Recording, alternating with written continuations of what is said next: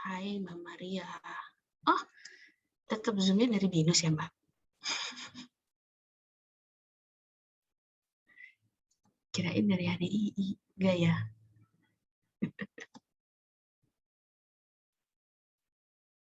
Oke, Mbak.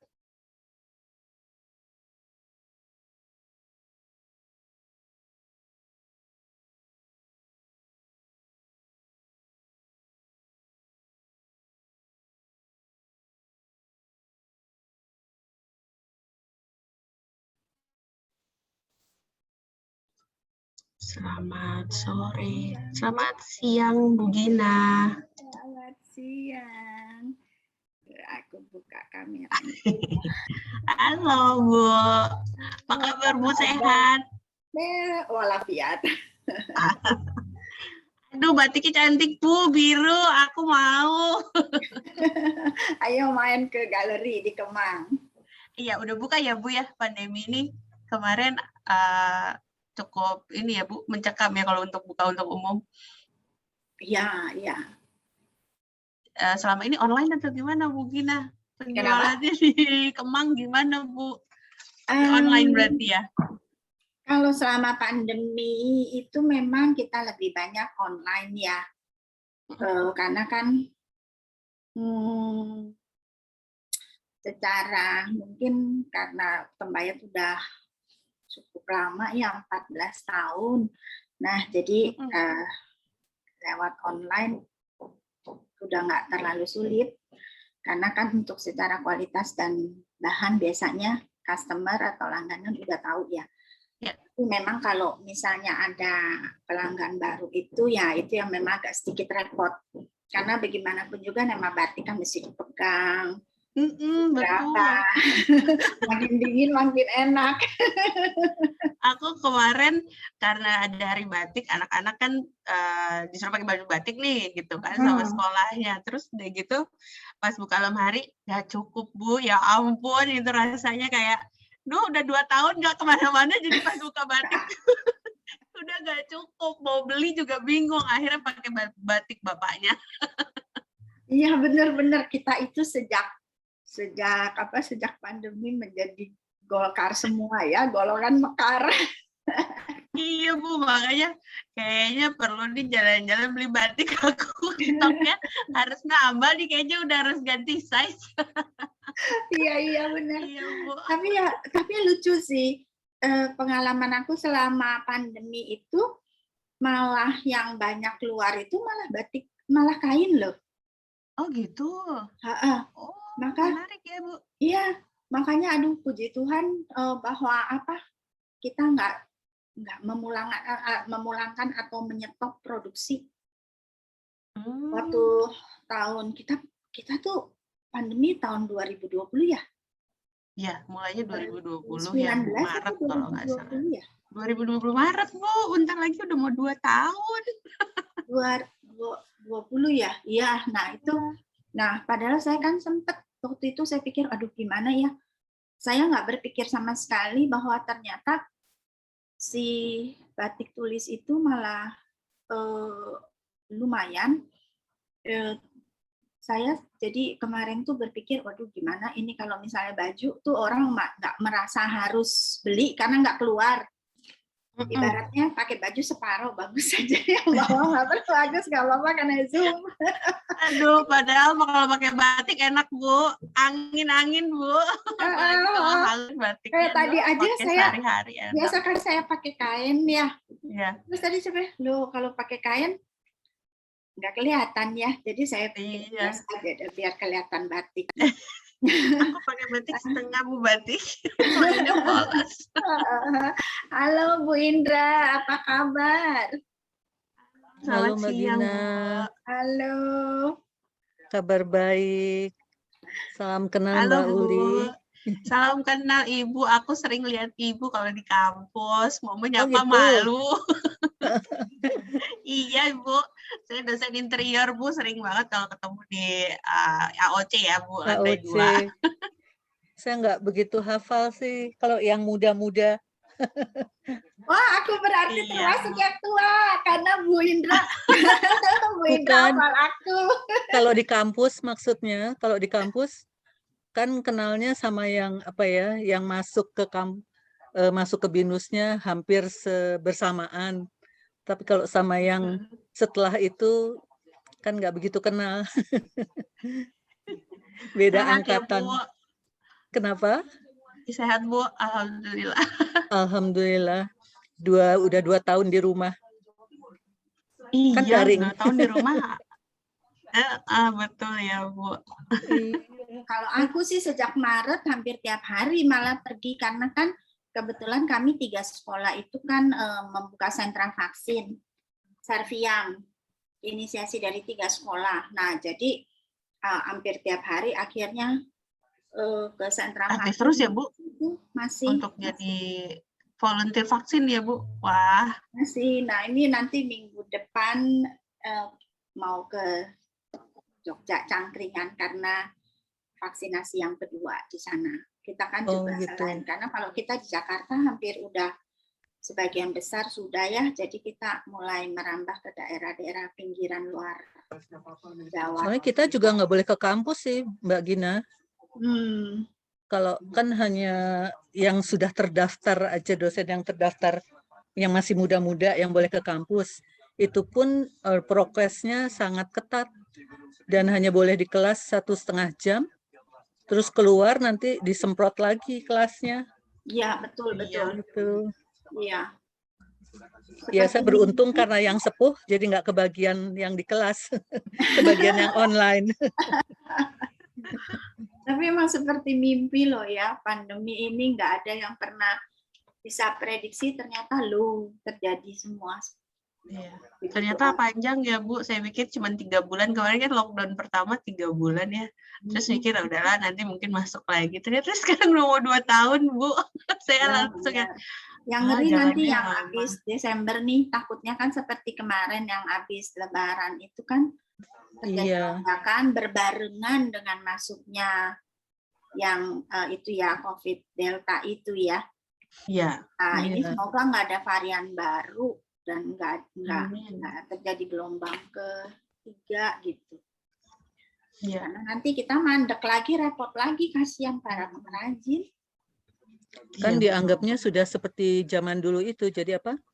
Seperti disentri, terus apa cacar. Jadi tetap ada, dia nggak pergi, cuma berubah aja. Cuma kitanya mungkin semakin kebal kali ya. Ya tergantung orangnya ya. Dalam arti bahwa kan begitu ada virus lalu kan terjadi imun kan. Nah, tergantung dari tingginya. Tapi tetap aja kalau ketemu cucu belum tentu sebulan sekali. Saya sampai hari ini belum ketemu mama saya karena mama saya itu umur 88. Nah, beliau nggak mau divaksin. Jadi kita ketemu sih, tapi ya itu karena aku tiap hari ke sentra vaksin, jadi aku memilih ya udah di luar pintu hack aja gitu, atau video call karena cukup besar ya resikonya ya. Iya. Waktu itu juga kita setelah 1,5 tahun baru ketemu. Terus setelah itu mungkin 2 bulan kemudian baru ketemu lagi. Terus gitu, jadi nggak bisa setiap bulan ketemu. Kisahnya udah sepuh, cucu-cucu masih kecil-kecil ya, kan jadi harus jaga dua-duanya. Betul. Ya, tapi kita beruntung lah ya, ada Zoom, ada teknologi, ada video call ya. Jadi tapi cucu saya nggak mau Zoom-Zooman sama video call. Karena tidak lama ya, Bu. Karena tidak dibiasakan pegang HP dari kecil, tidak memperkenalkan HP ke mereka. Jadi ya mereka jadi tidak suka. Padahal yang satu kan sudah masuk TK ya, masuk TK aja pakai Zoom ya, kan anaknya nggak begitu suka gitu. Tapi apa boleh buat? TK aja pakai Zoom. Iya, susah. Harusnya kan mereka itu ya bersosialisasi gitu ya, malah apa boleh buat, waktu daftar kan belum pandemi. Karena sudah bayar ya terpaksa ikut program Zoom-nya. Gitu. serba susah. Dulu anak dikasih HP, kita larang-larang pakai HP. Betul. Sekarang harus ya, Bu. pakai HP. Gimana ya? Aduh. Ini Mbak Ranu udah join. Halo Mbak Ranu, selamat siang. Mbak Ivana. Halo, Dari tadi Mbak belum Uli, sama Mbak Dina. Iya. Bu Ami, halo. Halo Bu Uli, halo Ibu-ibu semua. Hai. Semangat, semoga sukses hari ini. Terima kasih. Mungkin kita lebih ngobrol santai aja kali ya Mbak Uli ya. Iya lah Mbak, aku yang deg-degan kalau disuruh kayak resmi formal, aku yang deg-degan loh, Mbak. Saling sharing aja lah kalau menurut aku. Siap. Mudah-mudahan nanti pesertanya bisa terinspirasi ya Mbak ya. Aduh ini anak-anak mudah-mudahan nih mahasiswa nih pada hadir gitu ya, mereka yang sekarang yang lagi punya project hotel ataupun project DI yang lain gitu, jadi bisa dapat inspirasi dari batik juga gitu. Halo Bu Popi, selamat siang. Selamat siang. Siang, Mbak Popi cantik sekali. Masih siang Bu, Terima nanti kasih, sore Mbak. jam 15. Ada pakai background batik, aku cari dulu Bu. Aku juga mau ganti batik. Bentar ya ibu-ibu. Kalau Mbak Uli, kode dosennya berapa Mbak Uli? Aku kode dosen D3587 Bu. Masih 35 ya. Jauh. Saya 24. Ibu luar biasa. 24 22. Masih kepala 2 ya Bu, berarti beda bisa lebih 2 tahun yang lalu gitu ya Bu. Saya masuk 2000, tahun 2000 masuknya. Oh, oke Bu. Assalamualaikum. Waalaikumsalam Mbak Zoya. Halo Coy. Halo Mbak Zoya.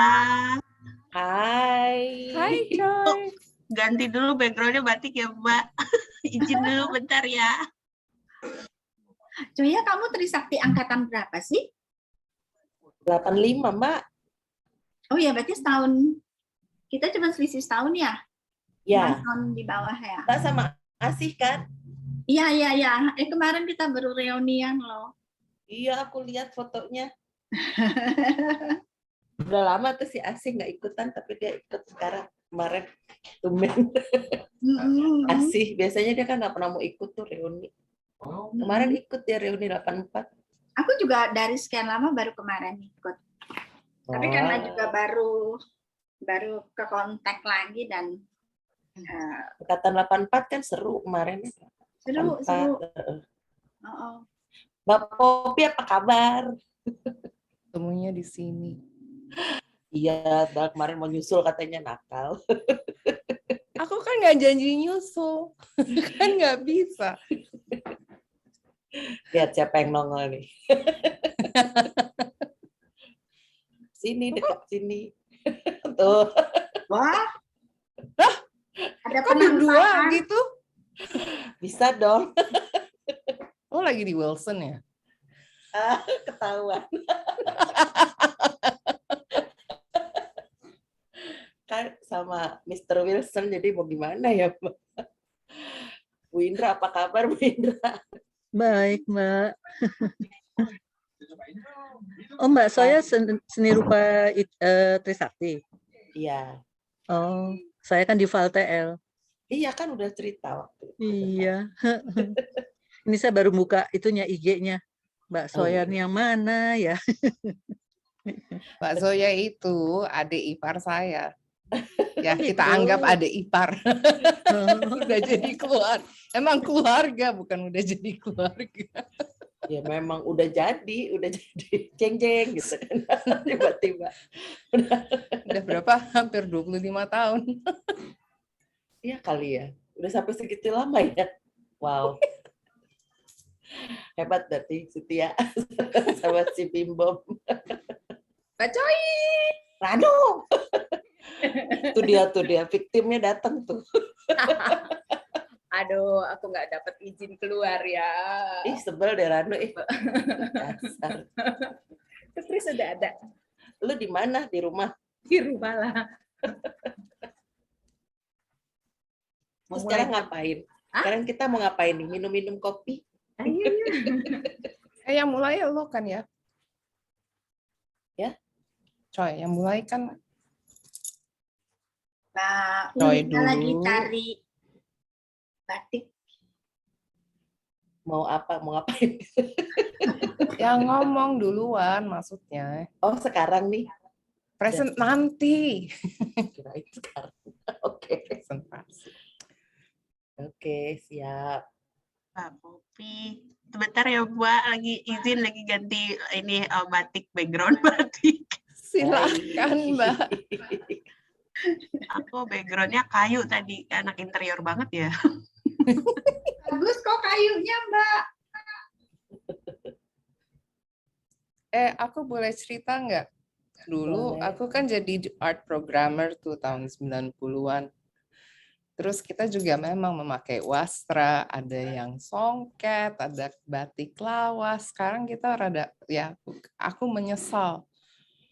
Soalnya belum tentu kita kasih yang bagus banget. Kadang-kadang kain yang lawas bagus, tapi kan belum tentu hotelnya bisa memelihara, bisa tahu bagaimana dia take care atau enggak. Sampai kepikiran dulu songkatnya aku taruh di mana ya, hotel yang mana ya, masih ada atau enggak, jangan-jangan ntar terus dibuang aja. Di hotel mana, Mbak? Nggak tahu, kalau bukan, kayaknya itu yang di ini dah, yang di Bali, Nusa Dua Beach. Songketnya songket apa tuh, Mbak? Songket Bali ya? Enggak, songket kalau bukan Palembang, Minang, si Yusra dulu. Dia kan dapat yang tua.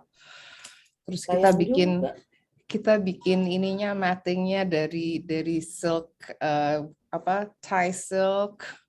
Bagus banget frame-nya. Terus sekarang, aduh itu nggak ada di tempatnya, nggak ada. Enggak, biasanya kan hotel siap 10 tahun, 15 tahun, itu kan ini lagi ya.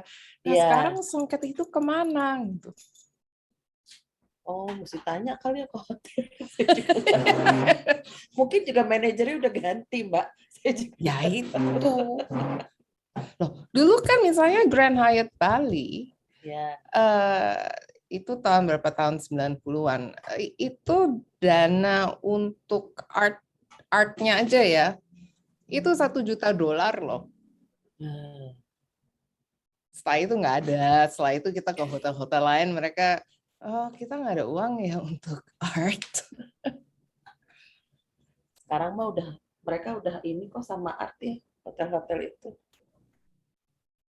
Nggak peduli. Enggak, justru lebih peduli justru, kebalik, Pak.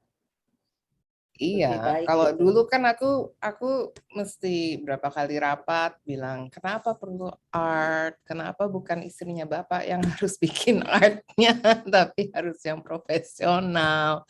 Kita kerjanya apa aja, dan segala macam begitu.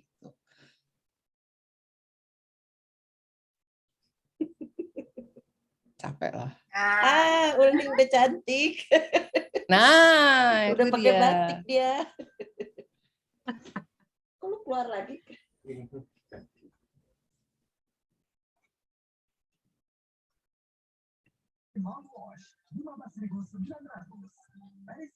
Oh, memang masih belum ya? Kirain udah masuk.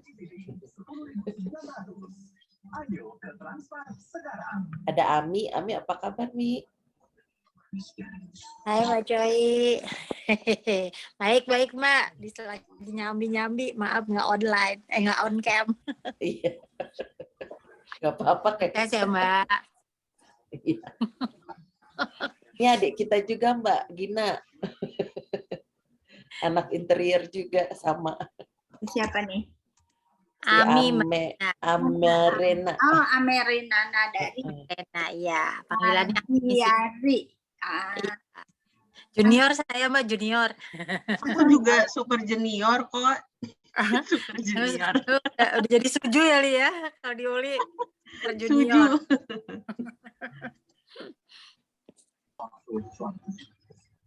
Begitu kita Iya. lepas dari bangku kuliah udah nggak ada junior Udah. lagi, udah sama. Iya, Mbak. Ada juga ya kan, yang ada malah kadang-kadang melesat lebih jauh dari kita. Tapi kan dipakai sekarang, Mbak. Iya, Ya kan? Udah bikin interior kan sekarang, Mbak Gina? iya. Iya. Tapi masih tetap fokus pada ininya aja sih, pada Batik ya. tekniknya. Tekniknya. Karena kondisi sudah pandemi tapi jadi ini pakai kantong kiri semua ya. Tapi Mbak Gina, Ya, kabarnya Bu Elsie gimana? terakhir sih aku juga belum berani ke sana, Bu, karena kan beliau kan juga sebenarnya udah bagus ya, tapi terakhir yang aku tahu masih belum bisa berkomunikasi secara verbal. Oh, Tapi secara emosional, terus bagaimana ketika dia gendong cicitnya ya, berarti ya buyutnya ya. Iya, itu aduh mengharukan deh. di rumah dia? Di rumah, jadi Oh. udah dinyatakan nggak apa-apa gitu, sehat, tinggal penyembuhan aja dari otaknya itu, terus sudah boleh pulang. Waktu pulang itu memang fungsi-fungsi belum berlangsung, tapi kan kesadaran bagus. Ya, Motorik apa masih belum, tapi makin ke sini tuh motorik dan segala masih oke, tinggal bicaranya aja. tapi menulis bisa? Enggak? Nah, itu yang aku belum dapat update lagi. Tapi kalau dilihat dari cara Bu Elsie gendong si buyutnya itu sih seharusnya nggak masalah ya. Cuma mungkin motorik halusnya itu Iya. aku rasa sih mestinya sih udah bisa berkembang bagus ya. Ya, ya, mudah-mudahan bertambah sehat. Ya. Saya juga berkali-kali pengen ke sana, aduh nggak berani. Paling kontak sama Ranya aja si siapa Anti ya. ini dicampur dengan 2 kilogram dan kalau buat si krongkinya ini jangan lupa pakai bumbunya itu ada bumbu nih. Nah, ini dari jeruk yang nggak habis dari abangnya. Dalam sepekan, pedagang akan membuat pangsit 3 kali dan bisa menghabiskan 4 kilogram ikan. Pangsit mampu bertahan sampai 2 pekan. Gorengnya harus dari kecil ya. Jadi juga cepat ya, biar makannya dalam satu cetakan yang bersama Anda. Dan ini juga harus tangan dia nggak pas kemarin terus kemudian ambil kita ini masih nggak katakan mana sebetulnya. Yang atasnya copot, bahan bawahnya kembungin.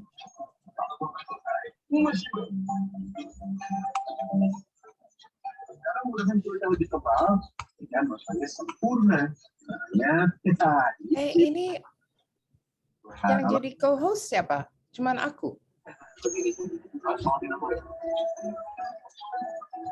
Bentar, Mbak. Aku, Mbak. Oh, Mbak Uli. Mbak Uli yang Iya. iniin masuk ya? Iya, oke, siap. Masih nunggu ya, Mbak. Ini beberapa kayaknya belum. Kita ada proses sendiri. Oke. Udah selesai sih. Sudah mulai banyak yang masuk. Berbeda dengan maksud yang dulu sampai tadi, harus dibuat lagi secukup-nya. Biasanya bukan kulit yang nggak tahu parah. Harganya kan cuma sekitar Rp1.000 dan ini juga banyak banget sama kita. 1 kilogram daging dicampurnya hanya dengan sekitar 4 kilogram tepung terigu. Jadi cuma rasa daging. Daging sedikit cukup. Oh ya, dan rebusnya langsung di kuah ya. Sama aja dengan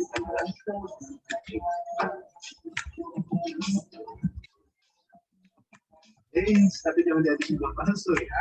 Kemudian bisa tahu isi. Menjaga perlengkapan cuanki seperti selai jenis yang goreng, ini aktivitas kapsul cuanki. Tambah juga. Makan mau lagi.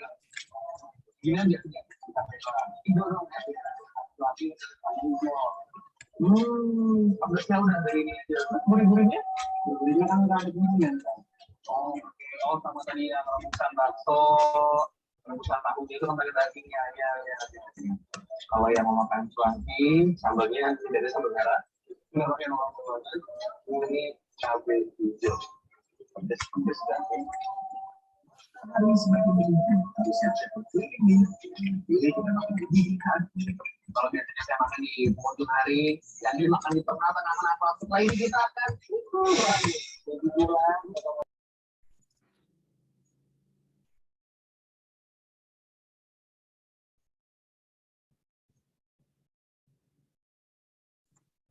Oke, Ibu-Ibu, Bapak, kita akan mulai jam 15.10 ya, sambil menunggu yang lain. Mungkin kita tunggu dulu beberapa peserta lain untuk hadir.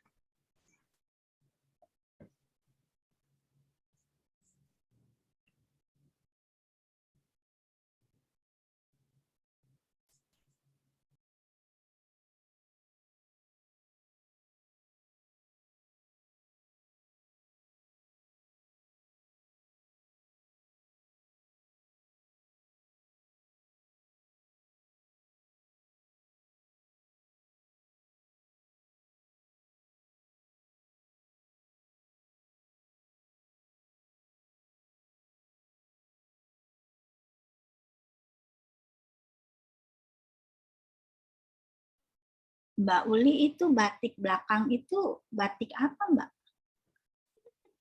Sejujurnya aku belum tahu, Bu.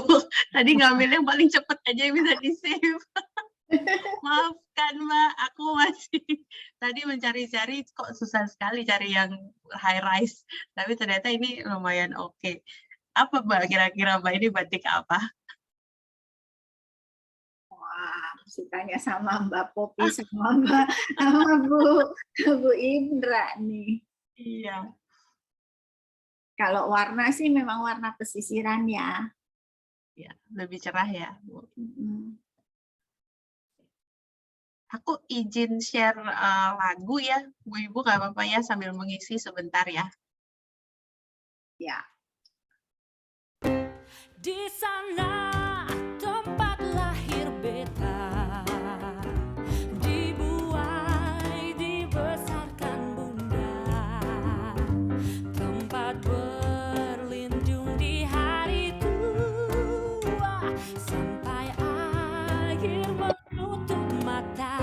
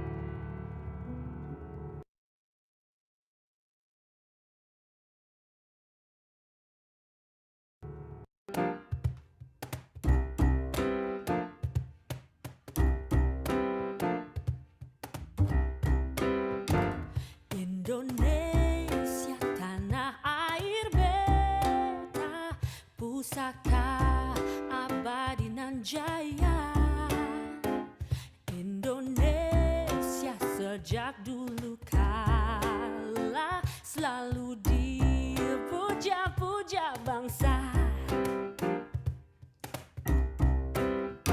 Sungguh indah tanah air beta, tiada bandingnya di dunia. Karya indah Tuhan Maha Kuasa bagi bangsa yang memujanya. Di sana tempat lahir beta, dibuai dibesarkan bunda, tempat berlindung di hari tua sampai akhir menutup mata.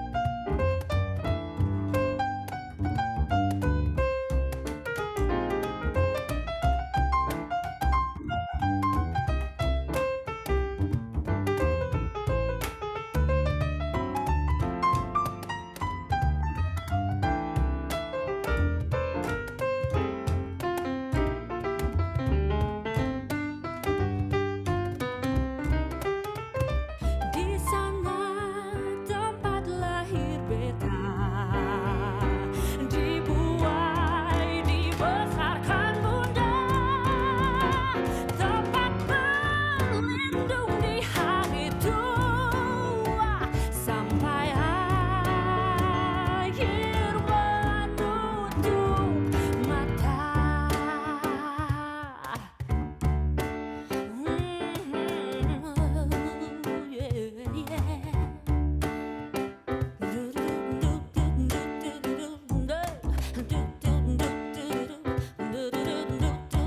Indonesia, no. Yeah,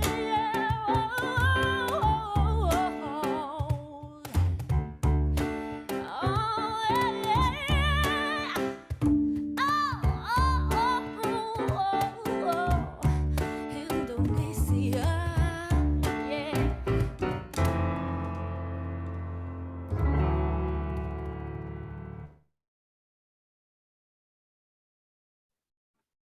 Oke, selamat sore Bapak Ibu semuanya. Hari ini kita akan mulai acaranya saja ya, karena mungkin waktu juga sudah tadi kita ulur tadinya jam 15, jadi akan mulai jam 15.10. Oke, mari kita mulai. Assalamualaikum warahmatullahi wabarakatuh. Salam sejahtera bagi kita semua. Salam Om Swastiastu, Namo Buddhaya, dan salam kebajikan. Hari ini Sabtu tanggal 6 November 2021 kita dipertemukan dalam acara HDII dengan tajuk Inspirasi Batik dalam Interior. Oke. Yang didukung oleh Wastra, Batik Tembayan, dan juga Juno Home Living. Sebelumnya kita izinkanlah saya memperkenalkan diri. Nama saya Uli Aulia. Saya perwakilan dari Desain Interior BINUS Jakarta yang akan menjadi moderator di dalam acara ini dan memandu acara sampai dengan jam 16.30 nanti. Sebagai rangkaian acara yang pertama, kami meminta welcome speech dari Mbak Rina Renville. Udah adakah Mbak Rina? Udah, Mbak. Mbak. Selaku Ketua HDI untuk membuka acara ini, untuk waktu dan tempat dipersilakan, Mbak. Yo, selamat siang semuanya, selamat sore, Assalamualaikum warahmatullahi wabarakatuh. Makasih ya Mbak Uli. Sore ini kita mau ngobrol-ngobrol tentang inspirasi batik dalam interior. HDI Jakarta bekerja sama dengan Wastra Indonesia, dengan Batik Tembayat, dengan BINUS University. Terima kasih semuanya. Juga kali ini kita online dulu ya, bekerja sama dengan Kemang 12730 dan Juno Home Living. sekali lagi terima kasih untuk para narasumber. Ada Mbak Zoya di sini. Salam kenal ya Mbak. Udah nggak sabar nih mau dengerin cerita dari Mbak Zoya dan juga Mbak Gina ya. Apa kabar semuanya? Salam kenal. Langsung aja kita udah nggak sabar mendengarkan inspirasi batik dalam interior. Terima kasih juga buat teman-teman pengurus yang sudah mempersiapkan lah bahwa hari ini adalah satu kolaborasi yang cukup luas. Ternyata batik itu banyak yang harus kita pelajari khususnya untuk inspirasi dalam interior. Mungkin gitu aja Mbak Uli, silakan dimulai. Selamat berwebinar. Baik, terima kasih. Waalaikumsalam Mbak Rina. Selanjutnya mungkin ada sedikit juga welcoming speech dari Wasra Indonesia, yaitu Mbak Poppy. Untuk waktu dan tempat kami persilakan, Pak. Selamat siang, selamat datang.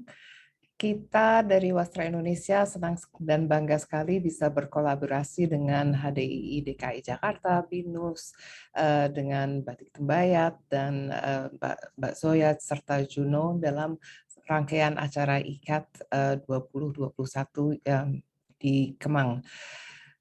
Bagi kita, Wasra itu bukan saja sebagai sesuatu yang bisa dipakai, tetapi juga bisa merupakan aksen untuk di rumah, di kantor, di gedung-gedung umum seperti perhotelan, dan batik merupakan salah satunya yang mudah dipergunakan, dipakai oleh semua orang.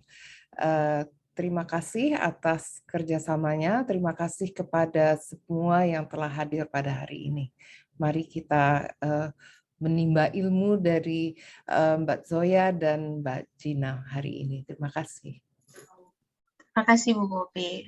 Oke, tanpa kita undur lagi, mari kita undang pembicara kita, yaitu Bu Zoya dan Bu Gina. Halo, selamat sore Ibu-Ibu. Izinkan saya dulu untuk memperkenalkan Ibu Gina Sutono. Beliau lahir di tanggal 11 Juli dan merupakan seorang founder dari Interdeco 1991 dan juga berkecimpung di batik Kempayang dari 2007 sampai sekarang. Karya interior yang sudah dihasilkan adalah revitalisasi interior di Saint Theresia bersama Pahang. Terus karir batik di bidang batiknya diawali saat menginjakan kaki di Bayat pada tahun 2007 dan mulai mengembangkan batik tulis bersama pengrajin di sana. Tahun 2014 beliau mengembangkan produk ready to wear, terus 2017 beliau juga mengembangkan batik pakaian untuk anak-anak, dan 2020 mengembangkan produk home living, dan aktif ikut pameran dari 2008 sampai 2019 kemarin, karena mungkin 2020 sudah pandemi gitu ya Bu Gina ya, jadi pamerannya online mungkin ya Bu nanti, tapi yang pasti menarik sekali, jadi di 2015 ini Mbak Gina sudah memenangkan Femina Award sebagai karya favorit waktu itu dan juga aktif pameran juga di luar negeri di City dan di Singapura. Baik, kalau begitu untuk sebelum kita lanjut nanti acaranya ke pembicara kedua yaitu Mbak Zoya, mungkin dipersilakan dulu untuk Ibu Gina untuk menampilkan materinya hari ini. Terima kasih. Aku yang pertama ya, kirain aku yang kedua. Oke. Salah ya? Ya udah. Aku salah ya. Jadi sebenarnya zaman duluan aku jadi bingung, maaf loh Bu. Nggak apa-apa, Mbak Zoya dulu kali. Oke, kalau gitu aku bacakan dulu biodatanya Mbak Zoya habis ini. Ya. Sebentar ya. Mari kita lanjut. Untuk pembicara kedua, Bapak Ibu, ada Ibu Zoya Natalia Kasim. Nih, aku mengingatkan dengan siapa ya, gitu ya. Terus beliau ini menempuh pendidikan S1 di Interior Universitas Trisakti dan S2-nya juga desain produk di Universitas Trisakti. Project beliau sudah cukup banyak gitu ya, jadi ada interior Hard Rock Radio Office, ada interior High Radio, ada RSCM, dan juga beliau adalah seorang pengajar di Trisakti dan juga di Universitas Pelita Harapan. Begitu betul, Mbak Zoya, apa aku salah? Mohon maaf kalau ada kesalahan atau ada kekurangan. Jadi mungkin pembicara pertama sekarang ternyata Mbak Zoya dulu, nanti baru dilanjutkan dengan Bu Gina. Baik, Ya, silakan Mbak Zoya. Oke, saya bisa share ya. Saya langsung share aja ya, share screen. Apakah sudah terlihat? Sudah, Mbak.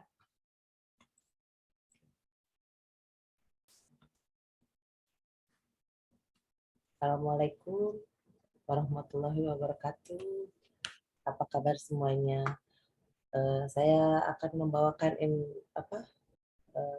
inspirasi batik Jambi ya dalam elemen interior. Oke,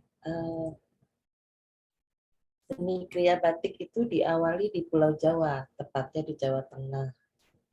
Ya, dan dengan berkembangnya zaman batik merambah ke Pulau Sumatera.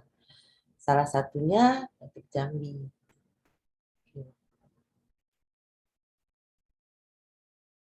Seperti di Jawa juga di Sumatera, batik juga sangat lekat dengan keseharian masyarakat setempat.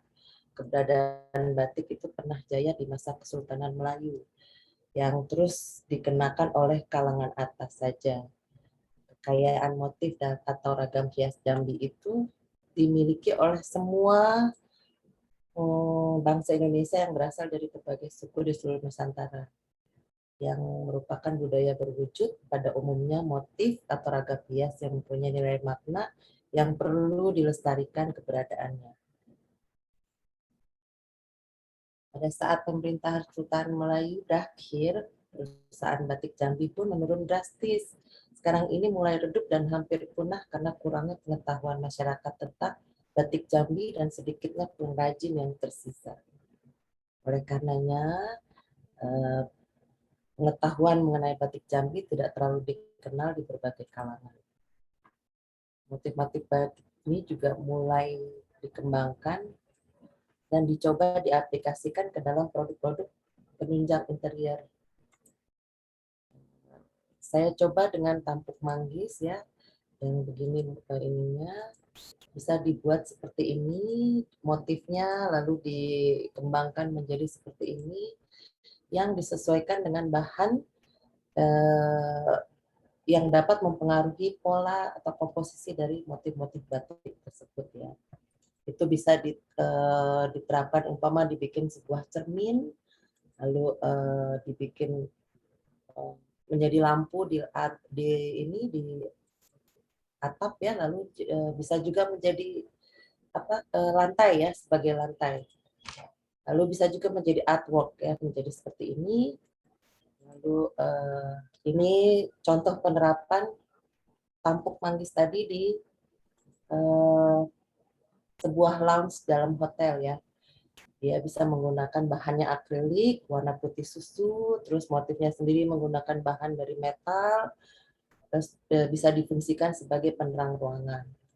Ya. Lalu di dalam kamar juga bisa, mungkin kamar hotel memakai motif duren pecah ya. Walaupun pemakaian ininya dicetak ulang ke bahan yang dipergunakan untuk bed cover dan sebagainya ya, karena kalau tidak bisa cepat pudar dalam maintenance-nya. Lalu bisa juga dijadikan artwork di belakang lobi hotel mungkin ya, dengan motif pantola, bisa dipahat di dindingnya jadi dengan bahan batu alam ya. Terus motifnya dibikin dengan skala yang besar. Lalu ini pemilihan warnanya disesuaikan dengan warna-warnanya batik yang ada ya. Lalu ini kalau mau warna posmo juga bisa ya, di mana warnanya lebih cerah dan lebih pastel serta lebih berani ya. Penerapan penerapannya bisa seperti ini untuk artwork ya. Mungkin bisa nanti diterapkan di dalam interiornya. Nah, ini penerapan ke dalam interiornya ya. Bisa sebagai tadi saya katakan gorden, bed cover, penutup dinding atau bantal-bantal ya. Lalu juga bisa sebagai tadi cermin, lalu di lantainya, dan untuk lampu di atas juga untuk pegangan pintunya juga bisa ya. Jadi diambil dari satu buah motif ya. Lalu bisa juga untuk pantai ya di sebuah lounge. Terus bisa juga untuk di selasar kamar hotel ya.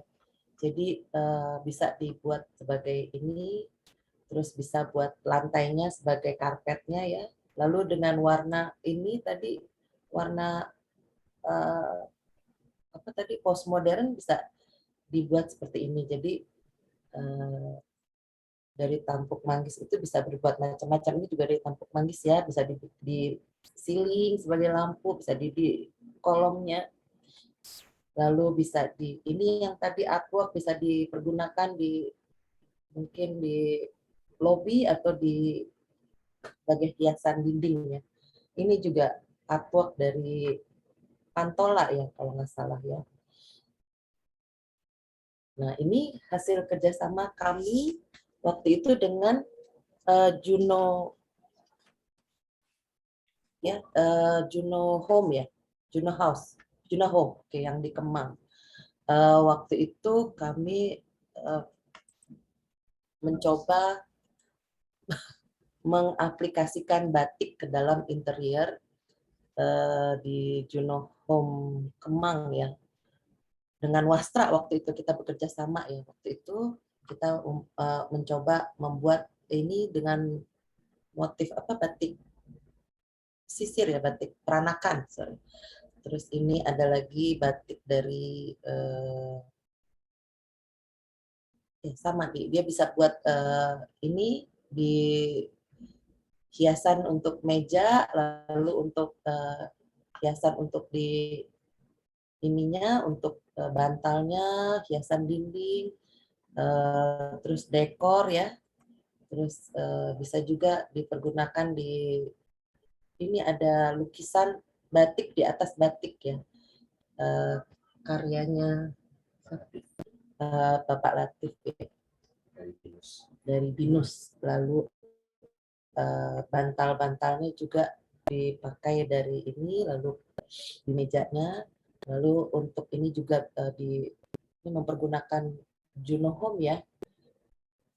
Lalu ya sekian ceritanya. Mungkin kalau ada yang ingin ngobrol tentang ini, silahkan. Ini saya stop dulu share kali ya. Boleh. Monggo, Mbak. Oke. Jadi kesimpulannya bisa di mana aja mau batik itu bisa dipakai sebagai elemen interior di dinding, baik di pintu pun masih bisa dipakai. Jadi sebagai umpama tombol pintu ya, atau untuk lampu juga bisa ya. Untuk penutup lantai, penutup ceiling pun bisa. Jadi saya harap batik itu tidak mati atau tidak dikenal, atau jadi selain sebagai fashion yang seperti Ibu Popi tadi bilang, ya kita juga bisa memakai batik, motif batik itu sendiri ke dalam interior. Begitu ceritanya sih. Mungkin menarik ya Mbak. Jadi memang batik itu ternyata harus ini ya, jangan sampai dilupakan iya, gitu ya. Iya, Karena itu juga menjadi karakter kita juga gitu ya. Karena kita juga iya. sekarang juga harus mulai memakai lagi mungkin gitu ya tentang batik-batik itu. Jadi supaya Iya, secara kadang-kadang fashion kalau pun kita iya. lagi ya, nah kita bisa lihat juga pola-pola pattern-pattern batik ini menarik ya kalau mau dikulik lebih jauh gitu ya.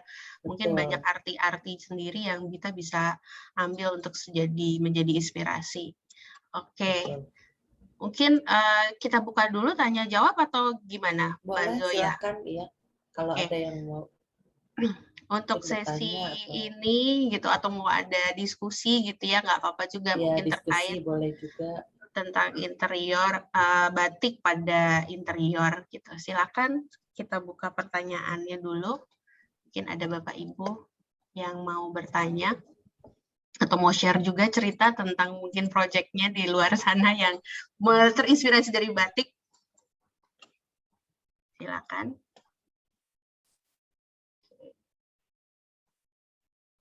Kalau saya, mungkin saya dulu kali ya, Mbak Zoya. Saya punya pertanyaan nih satu. Boleh Mbak Uli. Nah, terkait batik Jambi, Mbak. Batik Jambi ini kan kalau dilihat ceritanya itu dia adalah batik raja-raja ya awalnya, bukan begitu, Mbak? Iya betul, kalangan atas. Jadi tadi saya juga udah sebut ya karena kalangan atas saja yang pakai. Jadi makanya setelah kerajaan Melayunya runtuh, jadi ini apa namanya kurang dikenal gitu ya dengan oleh masyarakat luas gitu. Jadinya jadi kayak berhenti aja di situ. Cuman makin ke sini sih sudah mulai diinikan kembali ya, diperkenalkan kembali, mulai dimanfaatkan untuk berbagai macam juga sih, udah mulai menggeliat gitu ya. Oke. Tapi batik Jambi ini berarti sekarang sudah mulai dipakai di kalangan umum gitu ya, Mbak. Jadi nggak ada pakem-pakem gitu ya, Mbak, atau sudah gimana? mulai banyak. Kalau pakem sih nggak terlalu ini ya mereka ya, karena sudah berhenti, sekarang sudah masyarakat semua sudah mulai pakai. Jadi rakyat biasa juga udah mulai pakai, jadi tidak ada pakem sih mereka ya. Mereka tidak menentukan pakemnya tuh apa. Kalau yang kuno-kunonya tuh juga mereka nggak seperti batik larangan, beda ya. Jadi kayak kalau itu kan memang sampai kini sekarang masih ada kerajaannya. Kalau batik kalau Jambi kan udah nggak ada kerajaannya, jadinya ya udah begitu kerajaannya runtuh ya terus menghilang. Tapi ya pengrajinnya pun udah tinggal sedikit waktu itu.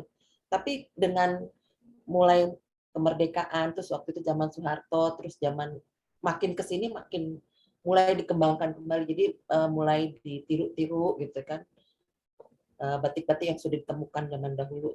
Cuman memang nggak ada pakemnya sih, belum atau memang belum diketahui, saya juga belum sampai. Berarti masih harus ada riset lebih lanjut gitu ya terkait motif batik Jambi itu. Kalau ya. setahu saya sih memang nggak ada ya. Tampuk Manggis pun juga ada di ukiran di rumah Jambi, teman dia memang boleh dipakai di lantai, boleh dipakai di dinding, boleh di langit-langit, boleh deh. Dia karena memang dipakai untuk ornamen rumah gitu, kayak Tampuk Manggis ya. Terus kayak durian pecah itu baru, dia masih baru, bukan yang kuno. Yang kuno tuh yang Tampuk Manggis tadi. Pantola juga patola, terus nah kalau yang baru-baru tuh kayak apa, duo angsa tuh, angsa duo. Nah, itu tuh baru tuh itu berdasarkan cerita rakyatnya mereka ya, itu dibuatnya. Terus yang lama tuh ya Tampuk Manggis sama Pantola ya, Pantola. Tapi Pantola kan dari Gujarat ya, dari India ya kalau nggak salah ya. Jadi ya memang. Oke. Untuk patternnya Mbak kan jadi nggak ada pakem, jadi boleh ya kita misalkan kita pakai, kita potong setengah gitu ya. Boleh. Terus tadi kan kayak tekniknya Mbak Zoya kan dia dipecah-pecah ya, Iya betul, gitu. dibalik-balik gitu ya. Ya, Ya, itu ciri khasnya pos-pos ya sebetulnya. Makanya sebelum itu saya juga udah bertanya-tanya dengan ahlinya ya. Mereka mengatakan kalau nggak apa-apa, boleh dipotong, boleh di ini. Cuman saya tuh sedikit ragu tuh kemarin karena takutnya jadi menghilangkan ininya ya, apa motifnya. Tapi terus ternyata bisa diterima sih, ya masih oke gitu, masih ini. Jadi bisa dicoba gitu. Wah, menarik. Mudah-mudahan nih ada anak mahasiswa nih ya yang sedang lagi mau bikin hotel gitu ya, terinspirasi dengan batik Jambi gitu ya, ataupun dengan pola-pola penerapannya itu. Oke, monggo sekarang mau ada pertanyaan dari audiens yang lain, silakan boleh di kolom chat diketik atau juga mau langsung open mic juga nggak ada masalah. Silakan Bapak Ibu mungkin Saya boleh tanya ya sebentar? Enggak, Silakan Bu saya Popi. sih senang soalnya selama ini banyak sekali yang memakai batik dari Jawa atau batik dari Jawa Tengah, terus nanti memakai parang.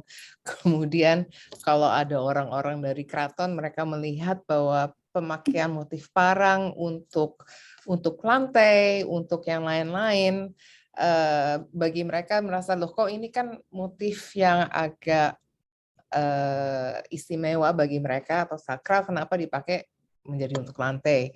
Tetapi juga enaknya dengan Mbak Choi untuk ini adalah ya ini di luar Jawa ada yang lain dan bisa dijadikan berbagai sumber inspirasi untuk yang lain-lain, tetapi masih tetap bernuansa sangat Nusantara Indonesia karena juga batiknya bukan hanya yang ada di Jawa.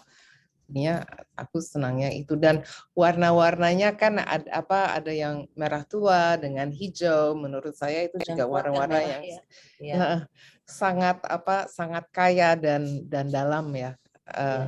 So suka ide bagus. Sekarang sekali aku punya ide, ntar salahmu. Rumahnya dirubah. Iya, sebenarnya kalau lihat batik itu kadang-kadang gemes sama warnanya ya, ibu-ibu ya. Jadi kalau warna itu kan kita bisa suka cari inspirasi juga biasanya ya bosen ya kalau misalkan lihat dari katalog gitu. Mungkin dari batik-batik itu mungkin akan ada inspirasi warna-warna baru mungkin yang memang sudah ada saat ini gitu. Ayo ibu-ibu mungkin kalau ada saya lagi. mau kasih tahu kalau batik Jambi itu yang menjadi ciri khasnya itu merahnya itu merah dengan hitam. Merah. Iya, jadi sama biru ya, biru. Jadi ya memang ciri khasnya itu sih merah darah gitu, merah. Merah dan hitam. Dan kebetulan kok saya suka gitu dengan merahnya. Merah dan hitam ya, memang merah dan hitam. Biru juga sih, biru-biru ini ya. Birunya biru dark gitu ya. Iya, yang kayak di belakang saya nih. Aku ngelihatnya sepintas mirip ini, Mbak Zoya. Ada lingkarannya tuh kayak tamengnya Pantola si. itu memang. Gitu ya. Yang kiri, yang bundar itu pantola, yang di tengah itu durian pecah. Nah, durian pecah ini ciri khas Jambi. Dia nggak ada di tempat lain. Kalau maksudnya di Sumatera ya, Sumatera yang lain nggak ada. Jadi kalau kayak pantola masih ada, terus kayak tampuk manggis masih ada. Tapi kalau durian pecah khusus mereka yang punya. Berarti memang inspirasinya banyaknya flora dan fauna. Flora ya kayaknya ya Mbak ya. Dari Islam kan mereka ininya inspirasinya. Baik. Wow. Oke, menarik nih ya. Kulik lagi ya. Kita kulik lagi nih kayaknya. Kalau aku dari jauh soalnya mungkin belum kelihatan jelas ya dari batiknya itu kayak ini Kapten Amerika. Kayak tamengnya Kapten Amerika. Warnanya juga ya. Warnanya kan merah biru gitu. Jangan-jangan mereka terinspirasi dari batik kita, enggak ya? Bisa jadi sih. Oke, kalau begitu mungkin ada Bapak Ibu yang lain mau bertanya atau diskusi juga terkait batik Jambi yang ada di luar Jawa ini. Ada, mungkin Pak Kris ada pertanyaan. Choi, boleh tanya, itu batik Jambi ada juga yang cap kan, selain yang tulis? Oh ada, iya. Mereka biasanya campuran ya, cap dengan tulis. Jadi memang ciri khasnya mereka tuh kan ceplok-ceplok gitu ya. Jadi mereka memang khususnya tuh dicap gitu, tapi ditulis juga. Jadi pendampingnya tuh ditulis. Jadi kayak yang utamanya kan umpama durian pecah, terus ada pendampingnya yang kecil-kecil tuh. Nah itu tuh ditulis sama mereka.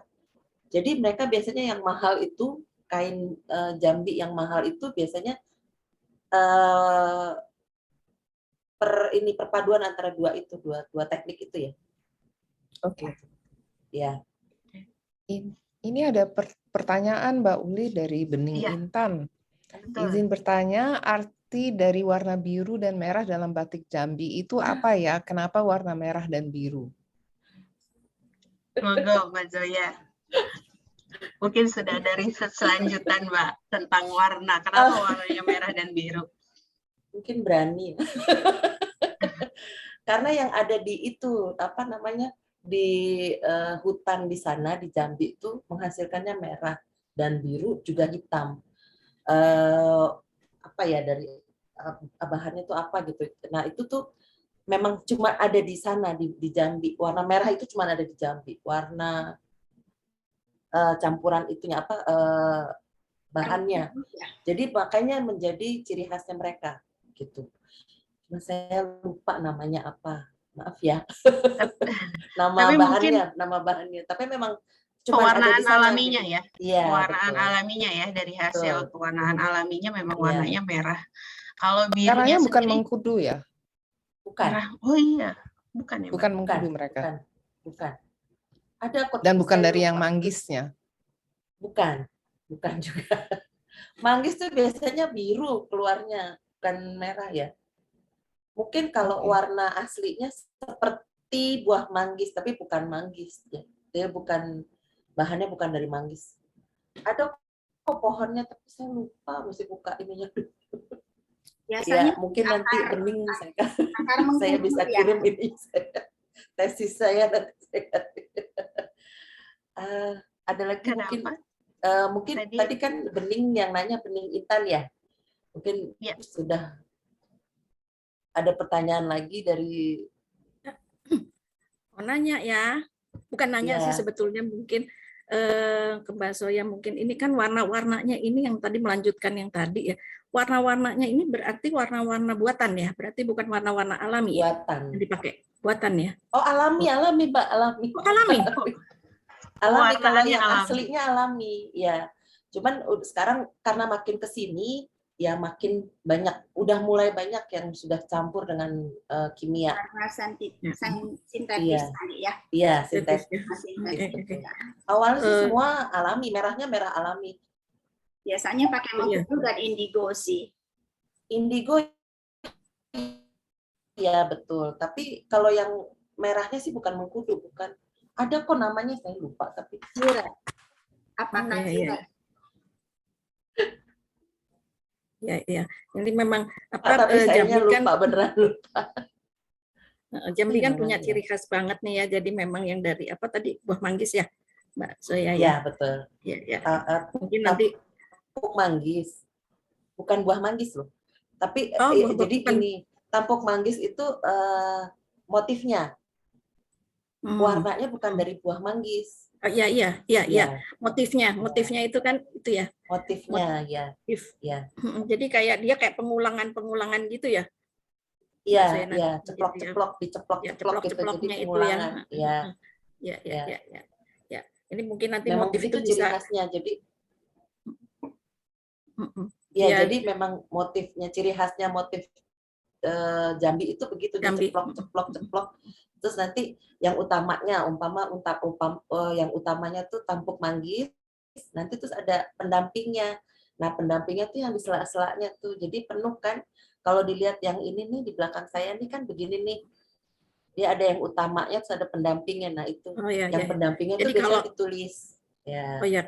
Biasanya kalau di Jawa kali isen-isen ya. Jadi isian yang kosong-kosongnya itu gitu kan. Kadang isiannya.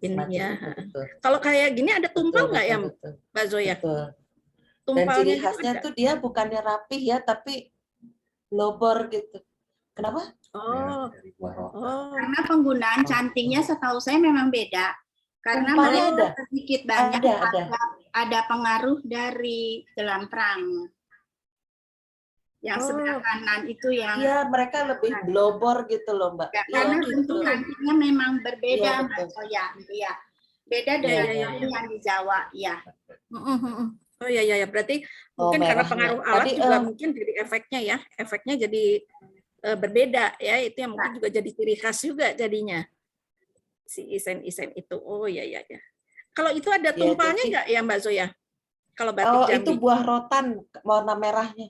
Maaf saya tadi jawab yang buah warna merahnya itu dari buah rotan dan kayu-kayuan yang ada di sana di Jambi. Ya Mbak Didit silahkan. Kenapa Mbak Didit? kalau batik Jambi gitu yang ciri khasnya ada tumpal juga nggak ya Mbak Zoya?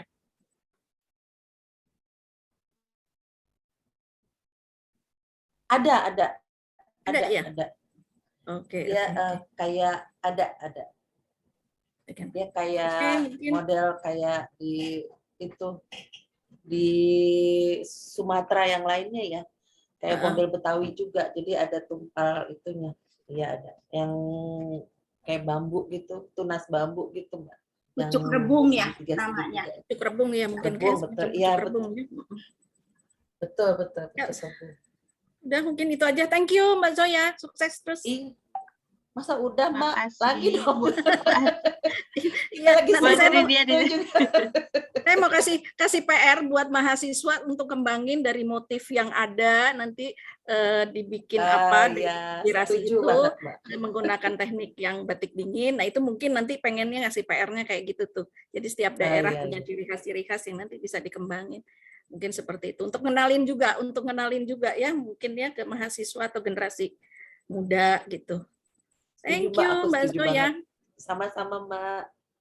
Terima kasih Bu Atridia, Bu Didit. Halo Uli. Halo Bu. Oke, kita lanjut lagi. Mungkin ada pertanyaan lanjutan untuk batik Jambi, motif batik Jambi. Di sini ada Bu Mita. Halo Bu Mita. Bu Yanti juga ada. Mungkin ada pertanyaan Bu yang mau disampaikan atau mungkin diskusi. Temu kangen loh, jadi temu kangen. Oke, kalau nggak ada, kalau begitu kita lanjut dulu ya ke pembicara materi kedua, ke Bu Gina Sutono. Untuk PPT-nya apakah sudah siap, Bu? Mungkin saya lebih ke sharing kali ya. Nanti ada beberapa contoh, karena yang saya ingin sharingkan hari ini lebih pada pengembangan, bagaimana pengembangan batik itu pada interior gitu. Jadi nanti mungkin saya lebih banyak pada contoh-contoh sebagai inspirasi aja, sebagai dasar sejauh mana teknik membatik itu bisa kita terapkan pada interior. Mungkin itu. Jadi mungkin ya ngobrol aja dulu ya. Nanti baru saya share ya.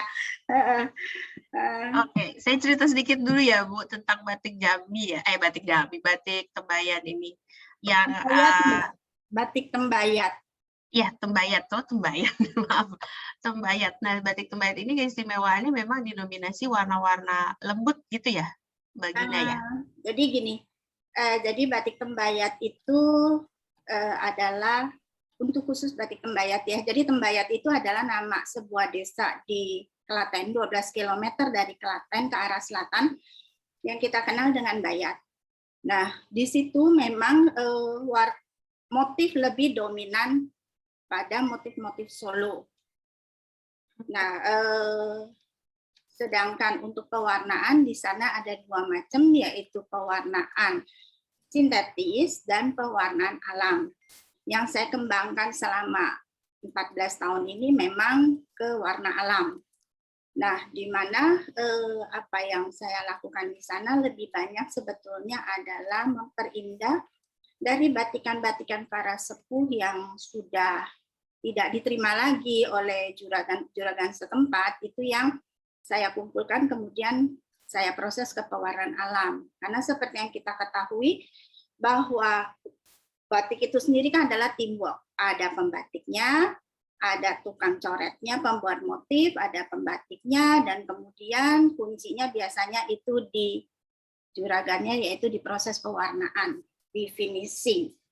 Nah, dalam sejarahnya pengrajin-pengrajin ini memang pada masa mudanya itu lebih banyak bekerja sebagai buruh batik di Solo. Maka kalau kita lihat sebetulnya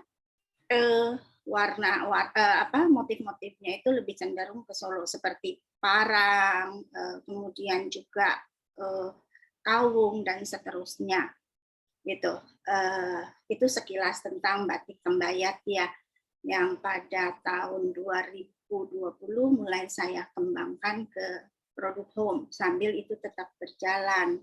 Jadi mungkin sebelum masuk ke pembahasan tentang bagaimana luasnya batik itu ke dalam interior, mungkin saya akan membedakan antara batik sebagai wastra dan batik sebagai motif. Pertama yang akan saya sharingkan lah ya, yaitu batik sebagai wastra. Kita tahu bahwa banyak sekali penggunaan batik sebagai wastra itu, misalnya sebagai sarung bantal, cushion, sebagai runner, sebagai ini mungkin saya bisa kali ya share.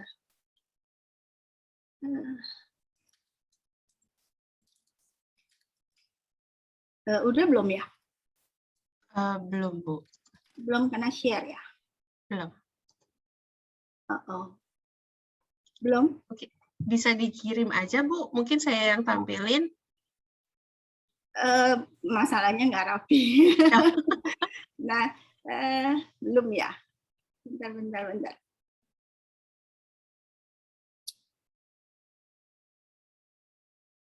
Udah ya?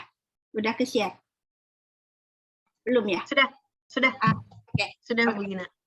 Nah, kalau kita lihat di sini biasanya umumnya seperti ini ya, pemakaian daripada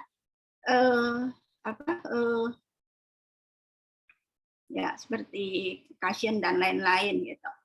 Nah, tapi yang mau saya sharingkan di sini adalah bagaimana sebetulnya kita bisa mengembangkan batik itu nggak begitu aja. Batik itu sebetulnya punya keluasan yang untuk dipadu-padankan pada interior. Batik yang saya maksud di sini adalah batik dalam arti sesungguhnya, yaitu batik cap dan batik tulis. Karena batik itu sebetulnya nggak melulu hanya motif. Yang diakui oleh UNESCO itu kita adalah dari segi proses pembuatannya, yaitu menggunakan canting, baik canting tulis maupun canting cap. Nah, sebetulnya itu yang diakui oleh UNESCO. Nah, itu yang akan saya sharingkan pada hari ini, bahwa ternyata batik-batik itu juga bisa kita padu-padankan ke dalam sebuah ruangan, bisa sebagai elemen pendukung maupun sebagai bagian daripada interior itu sendiri. Seperti misal, saya nggak punya contoh ya, sorry banget. Jadi seperti misalnya ini saya menampilkan motif bunga dengan warna natural dye, di mana kita bisa bermain juga dengan warna yang dapat kita sesuaikan dengan ruangan-ruangan kita. Ini proses pembuatan ini adalah motif cap. Yang mau saya sampaikan adalah bahwa dengan gaya desain yang bebas seperti ini masih diakui sebagai batik. Nah, ada macam-macam warna yang bisa kita kembangkan dari sebuah natural dye. Kalau tadi itu indigo saya gabungkan dengan jolawe sehingga menghasilkan hijau, atau kita mau bermain dengan warna tunggal yang seperti ini, saya pakai jolawe, kemudian ini tinggi, dan ini juga adalah tinggi yang saya fiksasi dengan menggunakan tunjung, yang warna-warna yang seringkali kita bisa dapati dari sebuah interior. Jadi yang ingin saya sampaikan adalah teknik batik tetap bisa kita pertahankan, kita tetap bisa berkreasi dengan teknik batik yang benar, dengan warna yang sesuai, dengan interior itu sendiri. Seperti misalnya warna-warna ini. Nah, ini mungkin sedikit warna yang modern, di mana ada perpaduan antara hitam dengan coklat dan putih. Jadi untuk batik itu sebetulnya nggak sempit ya pengertiannya itu sendiri. Nah, bagaimana caranya sekarang kita tetap bisa berkreasi, karena kita tahu bahwa canting cap itu mahal. Canting cap itu kita bikin satu canting cap itu memerlukan Biaya itu sekitar 1.100.000. Sedangkan kreativitas ini kan selalu berkembang. Nah, kalau kita terpaku pada canting cap metal itu, maka itu akan membunuh kreativitas kita. Yang saya lakukan bersama tim saya di Desa Mbayat itu adalah kami membuat cap dari kayu. Seperti ini contohnya. Nah, seperti ini. Nah, ini diinspirasi dari motif kawung. Tapi dengan motif bebas gitu. Di mana harapan saya adalah bahwa dengan media yang jauh lebih murah, kita bisa bebas berkreasi. Ini dasarnya kayu, dan kemudian kita buat motif-motifnya itu dari karton. Nah, jadi sebetulnya banyak yang bisa kita lakukan dengan motif asli. Nah, juga kemudian batik sebagai batik tulis bisa kita pakai sebagai ornamen hias dinding. Contohnya seperti ini. Nah, mungkin sederhana aja kita gantung, dia juga bisa menjadi sebuah elemen penghias. Gitu. Nah, kemudian yang sifatnya seasonal, di mana batik juga kita bisa tampilkan sebagai elemen penghias, pencerah suasana, mengikuti season yang ada. Ini kebetulan yang saya buat itu adalah motif Natal. Nah, ini semua kami berani lakukan karena alat cantingnya ini murah. Hanya sekitar 80.000 untuk pembuatannya. 1 berbanding sekian untuk sebuah canting yang harganya 1 juta lebih. Nah, jadi harapan saya pada generasi muda adalah jangan pernah takut untuk berkreasi, dan kita tetap bisa kok berkreasi dengan mengikuti pakem yang ada dan menerapkan kekayaan budaya kita itu pada interior. Nah, ini sebagai contoh batik tulis dengan kreasi-kreasi warna yang bisa kita terapkan dari sebuah interior. Nah, itu batik sebagai wastra. Jadi proses pembuatannya itu memang betul-betul batik. Membatik menggunakan canting malam panas dan proses pelorotan. Nah, yang kedua itu adalah batik sebagai motif dalam sebuah interior. Dari pengamatan saya melihat bahwa batik itu sebetulnya kan hebat sih, nenek moyang kita hebat. Tanpa belajar desain, tapi ketika mereka membuat sebuah kain panjang, contohnya seperti yang belakang ini mau diikat seperti apa? Tumpal ini akan jatuhnya di depan. Ini ya, seperti di saya. Nah, begitu juga dengan kain panjang, itu yang jatuhnya pada fashion. Nah, tapi kalau untuk bentuk-bentuk itu ada bentuk geometris dan ada bentuk flora fauna ya. Nah, sejauh yang saya lihat itu motif-motif ini pun walaupun dia sepertinya masuk dalam satu pakem tertentu, let's say misalnya parang, tapi ketika dia diterapkan, dia dimasukkan ke dalam sebuah gedung yang sangat modern pun dia masih masuk. Contohnya kita bisa lihat di kolom Plaza Indonesia, di mana di situ diterapkan parang-parang yang begitu cantik tanpa merasa bahwa ketika kita melihat, kita tidak merasa bahwa parang itu kuno. Sebaliknya kita juga tidak melihat bahwa dia hilang berbaur bersama gedung itu sebagai sebuah gedung pertokoan yang modern. Nah, jadi bagi saya batik kita itu sangat luar biasa karena dia begitu fleksibel, dia begitu bisa menyatu dengan media apa saja tanpa meninggalkan jati dirinya sebagai batik. Jadi ini sebetulnya satu kekayaan alam yang bisa kita gali terus tanpa harus merasa takut bahwa kita menyalahi pakem atau kita terbatas karena media. itu sebetulnya tantangan untuk anak-anak muda ke depan itu adalah bagaimana terus mempertahankan batik sebagai batik, tapi dia bisa masuk ke dalam interior, dalam seni pakai sehari-hari, dan dia terus berkembang sesuai dengan zamannya. Kira-kira begitu, Mbak. Wow, menarik nih Bu Gina. Saya langsung banyak pertanyaan. Ini ada satu pertanyaan mungkin yang dari chat dulu ya. Dia bilang, Bu Hera ada nanya, nenek moyang kita berarti zaman dahulu dapat referensi desain dari mana ya Bu? Kira-kira untuk semua pattern batik wastra yang ada ini. Mungkin juga Bu Popi punya referensi jawaban lebih banyak tentang wastra Indonesia. Oke, aku atau Mbak Popi dulu yang jawab. Boleh, silakan Bu Popi atau Gina. Mbak Gina aja.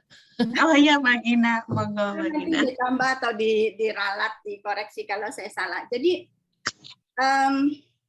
sama, pada setiap asal-usul dari batik itu mempunyai sejarah yang sebetulnya relatif sama, yaitu ketika sebuah selembar batik itu dibuat, maka itu akan banyak sekali simbol-simbol dari asal dari di mana batik itu berada. Jadi seperti misalnya yang kita kenal batik itu kan dikenal dua ya, batik pesisir dan batik pedalaman. Untuk batik pesisir itu seperti yang kita tahu itu kan yang Pekalongan, Lasem, Cirebon dan lain-lain, di mana pengaruh Tionghoa, pengaruh Belanda itu sangat kuat.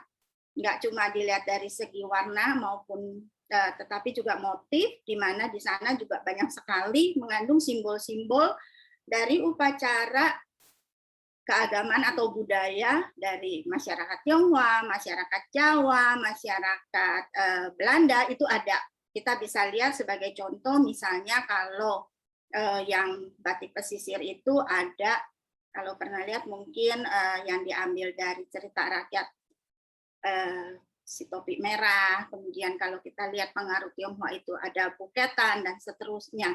Nah, sedangkan batik yang bagian tengah atau kita sebut dengan batik pedalaman itu adalah batik-batik yang kita kenal sebagai batik Jogja dan batik Solo. Pada awalnya itu hanya yang ada adalah Surakarta.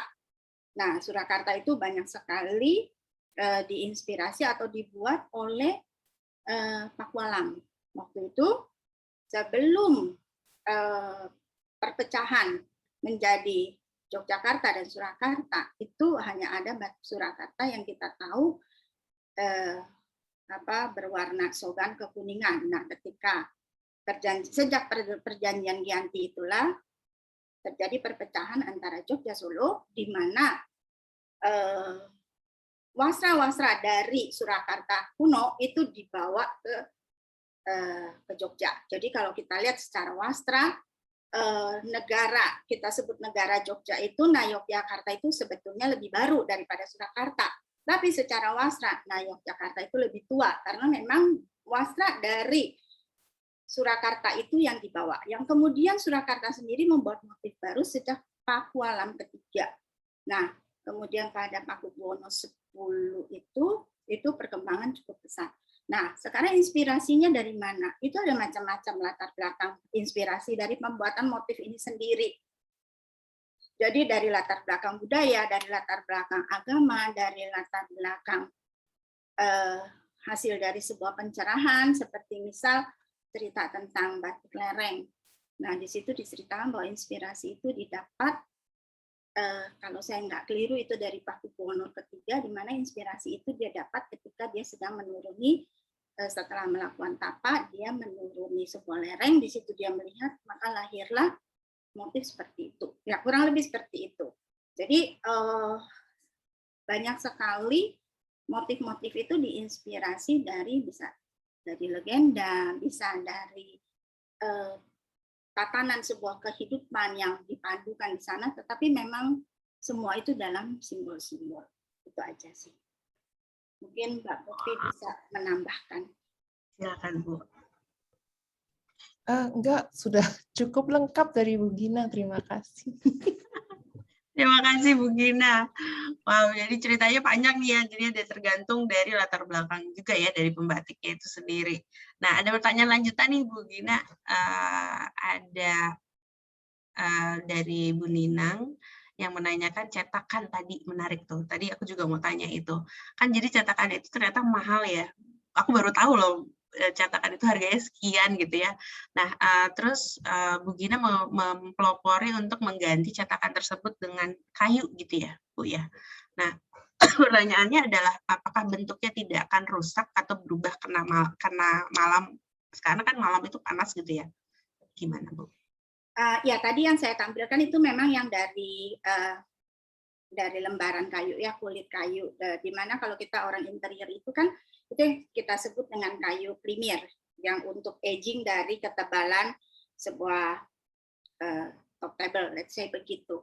Nah, tapi yang itu sebenarnya lebih sulit dan cost-nya lebih tinggi. Itu sudah banyak dilakukan oleh orang-orang Pekalongan, saudara-saudara kita di Pekalongan. Tetapi karena bahan baku yang relatif sulit, maka saya mengajarkan anak-anak didik saya dengan menggunakan kertas duplek itu, yang kemudian itu bisa dibentuk ya memang sih perlu ketelatenan ya, karena itu kan harus pada ketebalan tertentu. Kelemahannya memang kita tidak bisa membuat fine batik yang halus-halus, karena pada ketebalan tertentu itu kita punya minimum ketebalan tertentu, mengingat proses panas itu dan perlunya tekanan ketika dalam proses pencetakan atau pencapan. Nah, rata-rata itu bisa sampai 100 potong itu masih awet. Tergantung dari ketelatenan kita di dalam membuat dan mengelem semua itu. Jadi sebenarnya very simple sih. Kita bikin dulu alasnya, kemudian kita bikin motifnya dalam bentuk 2 dimensi. Nah, kemudian kita buat tinggi-tingginya 3 dimensinya. Gitu aja sih.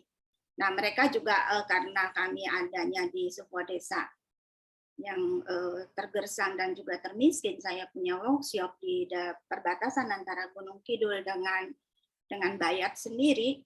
Nah, itu saya minta pada mereka untuk mengumpulkan karton-karton bekas susu atau apapun. Nah, itu mereka bisa manfaatkan, karena sampai sekarang saya melihat bahwa duplex semakin tipis, tetapi karton susu Let's serial atau apa, kadang saya dari sini saya kirim itu juga, itu mereka bisa manfaatkan gitu. Wow, menarik nih Bu. Ada metode sustain, jadi terbesit ada sustainability juga nih di sini gitu ya. Kita bisa pakai bahan-bahan lain gitu untuk bikin si capnya itu. Oke, ada pertanyaan lanjutan nih Bu Gina dari Binusian 2022. Nah, mahasiswi nih, namanya Ilen, dia menanyakan jika kita bisa mengeksplorasi sebuah motif batik, apakah tidak akan menghilangkan filosofinya, Bu? Karena selama ini ketika saya ingin memasukkan motif batik ke dalam interior dan mengembangkan motifnya, terkadang takut merubah filosofinya. Seperti batik Parang, Yogyakarta yang dikenal batik sakral, jadi harusnya gimana gitu? Ini juga adalah tantangan yang saya dapat ketika saya meregenerasi batik Parang yang ada di Bayat. Mungkin ya kita tetap harus mempelajari, kita harus mengetahui motif yang akan kita kembangkan. Seperti misalnya Parang. Ketahuilah dan pelajarilah sedetail-detail, sejelas-jelasnya apa kaidah daripada batik Parang itu.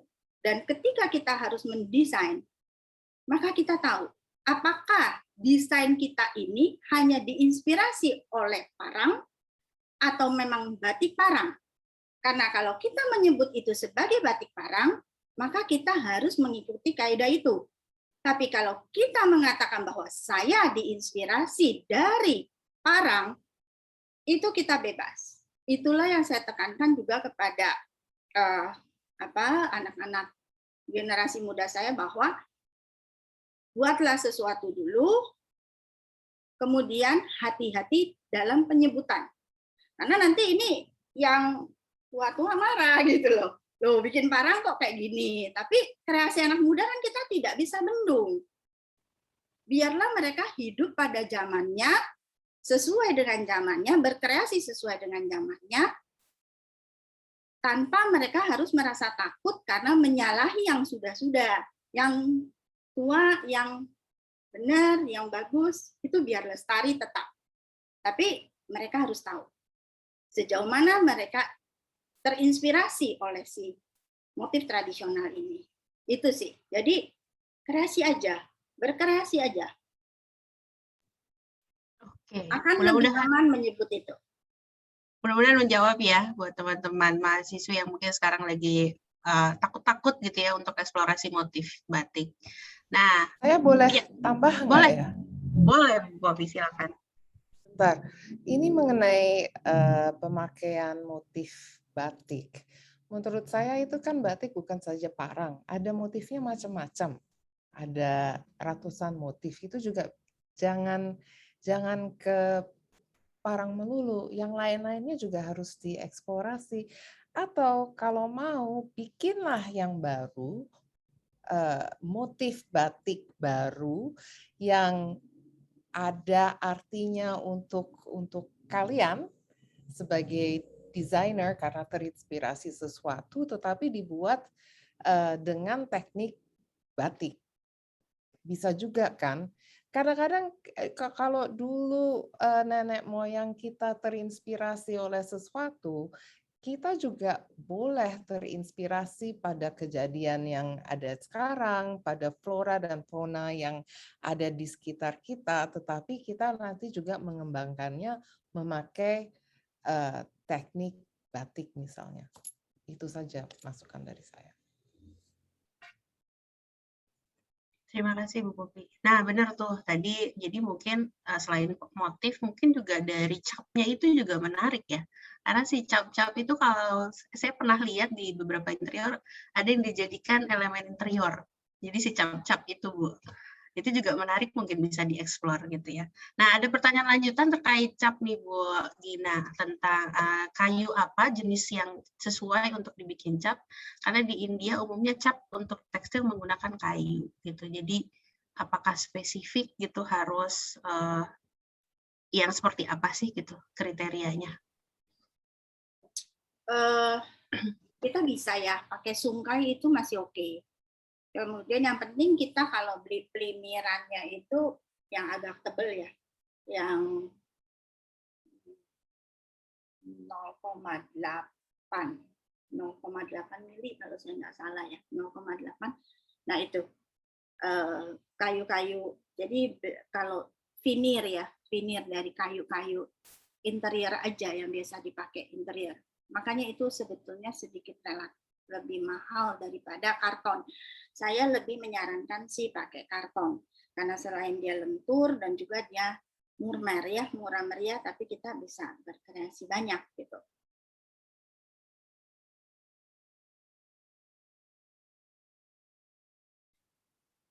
Oke, baik. Semoga menjawab Bu Yanti tadi nanya ya.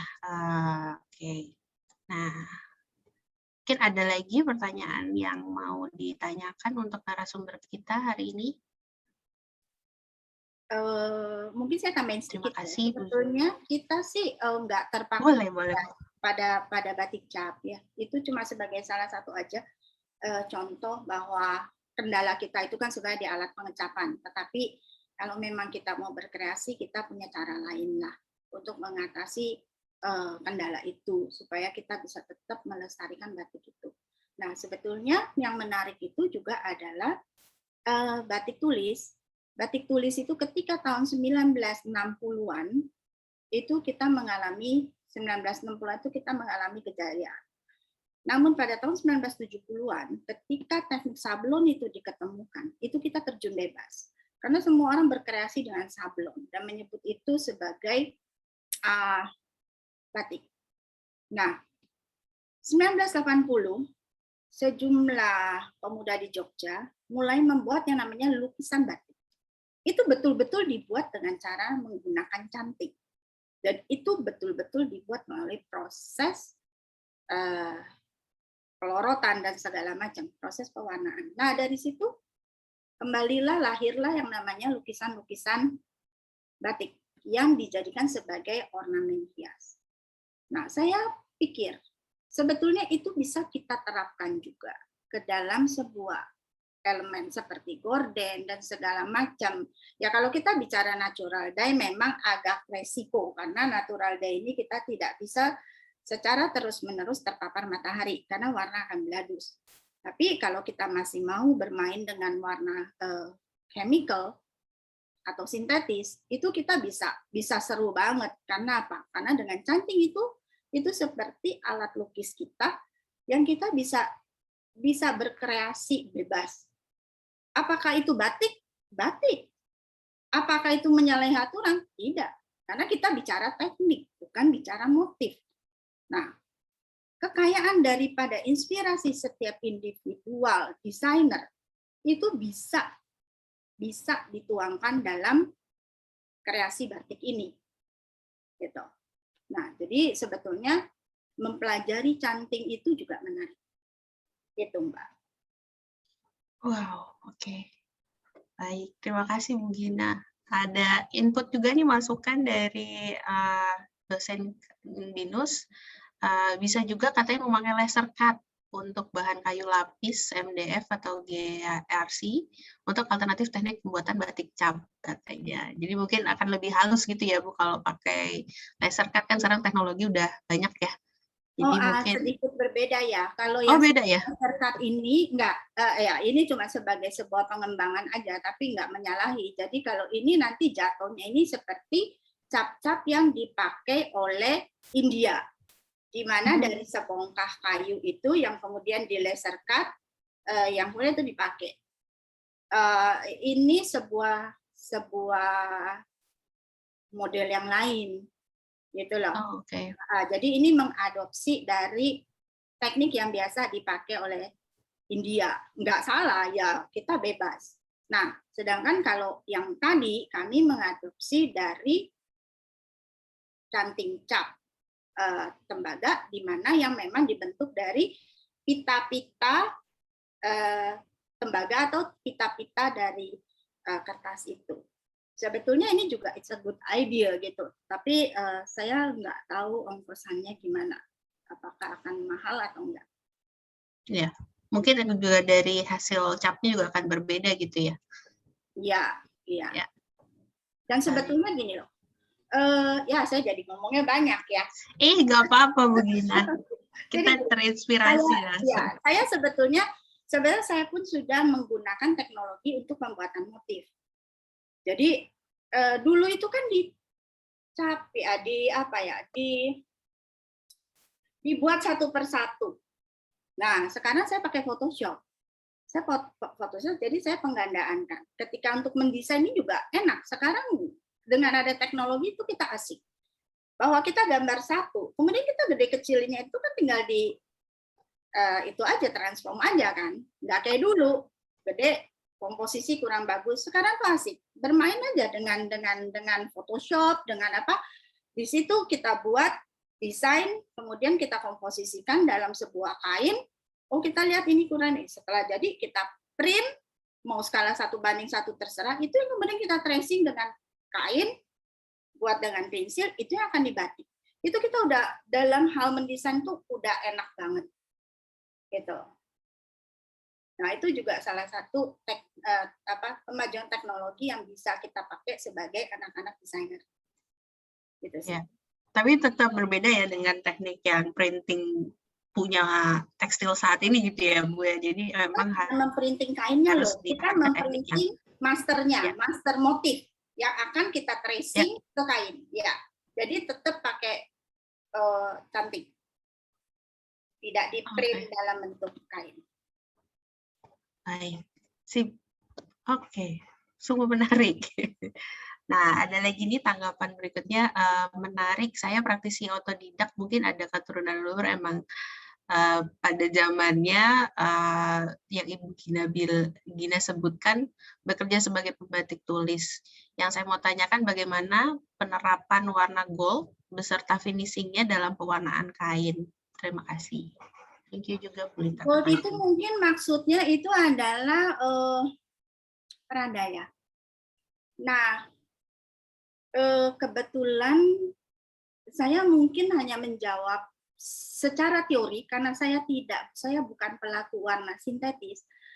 Tapi mungkin yang dilakukan itu adalah ketika kita setelah selesai membuat motif, itu bisa ada dua cara, yaitu yang kita sebut dengan pelorotan 2 kali, di mana ketika kita akan memasukkan warna emas itu, semua kita tutup dengan malam. Ini agak abstrak nih ya.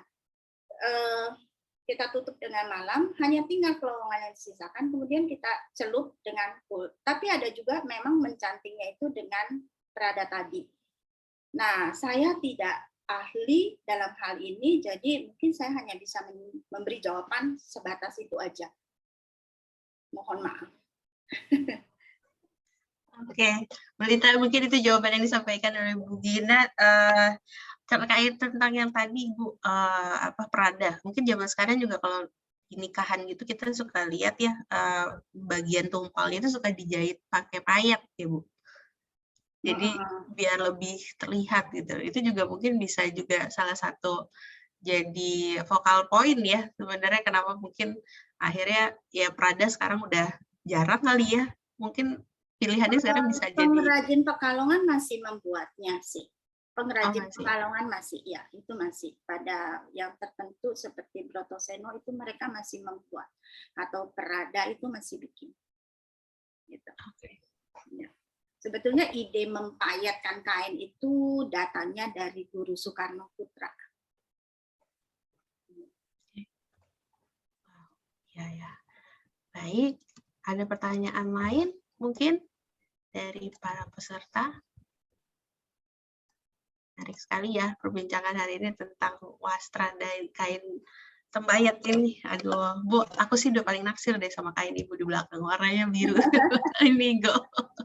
Saya nggak banyak membahas batik tembayat karena sebetulnya ya saya rasa yang perlu sekali kita kembangkan itu adalah pemahaman tentang bagaimana teknik membatik itu bisa dipakai untuk mengembangkan ornamen dalam interior. Gitu. Jadi saya nggak banyak bahas tembayatnya. Ya. Nah, ada pertanyaan lanjutan nih Bu.